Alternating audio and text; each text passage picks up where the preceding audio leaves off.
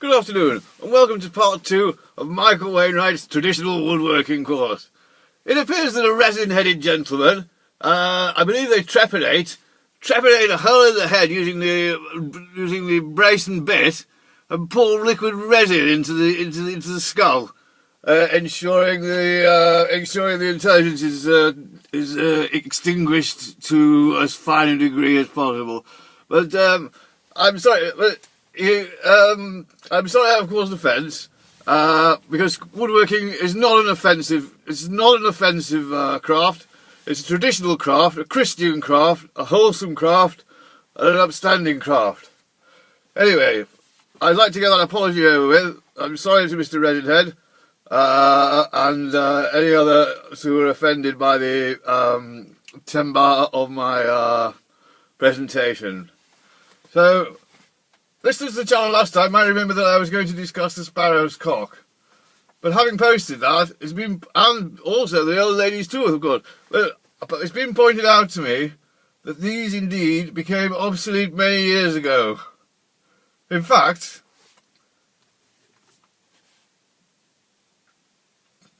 there many English craftsmen now have to buy German tools from Festool Company. They swept the market with their ingenious devices, such as the festool punch or the very force it makes me think about the doodle bug and the V2 and how they seemed so effective at first. But it wasn't long before we got our friends the Americans the job to go and extinguish a few thousand Japanese and put them back in their places. Yes, these festoons can be clicked together to form large columns rising from floor to ceiling, and forming a sort of Fourth Reich of woodworking, so to speak. A Fourth Reich of German woodworking hardware and tools. Suddenly, this reminds me of Hermione a little. Indeed, her words were words such as obsolescence, and I remember the German device she bought, which was a rather powerful black phallic-shaped rubber device, some kitchen utensil or something. I'm unsure of exactly the purpose. I've taken to the shed too many times to do my woodworking and to do the Christian woodwork. As my magazine collection grew, gentleman's fare, traditional woodworker, practical masturbator, furniture and cabinet making, corners and crafts making, and penthouse, Hermione packed her cases, and Chivers drove her to the station. "Sparrow's cock," she shouted. Happily, there was a large West Indian gentleman there that she met who helped her onto the platform from the station with her bag, so it was not altogether a bad thing. But I do miss her sometimes of an evening. Yes, so anyway, if you're buying a sparrow's cock, remember, you should keep it sharp, vertical, erect, and beveled. Never buy a cheap Chinese one. You see so many on the market these days. A Clifton, a Stanley, an Albert Shipman, or a Dennis Nielsen, often found amongst their chisels. They're the kind of makes you want to be looking for. Ensure one's sparrow's cock is as sharp as a wife's tongue. A blunt tool in the hand can lead to all sorts of problems. Once I nearly took an hour out with my sparrow's cock, but at the end of the day, the furrow was good, true, and Christian.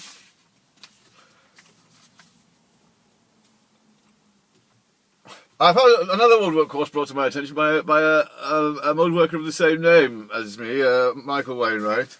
Well, this fellow, this fool, he practices religion. He's not a Christian at all. He practices religion with Johnny Foreigner. Not even Greek Orthodox. I'm talking about real Jungle Bunny stuff. It's real Jungle Bunny stuff. These ideas come from taking ayahuasca and about hallucinogenic drugs. And the cure everything. Apparently these people are all as fit as a butcher's dog. Thankfully, in England, Our medical system remains sturdy, wholesome, brief, Christian, short lives, but good, wholesome lives. And whenever anything goes wrong, you can ring Bupa and they'll provide morphine, Viagra, tablets for the dodgy strawberry, as Chivers used to call it. If you need such. But matters of the heart in general should be left to the ladies. It's not a gentleman's. It's not a gentleman's area. We're hysterical creatures, and should never be welcomed into the woodworkshop. But should be always take their advice on matters of the heart, or the dodgy strawberry, as Chivers often would refer to it as. Yes, yeah.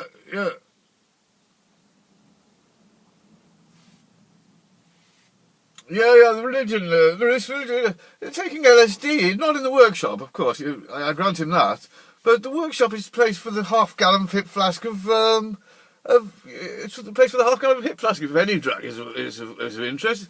It's a single ILO malt.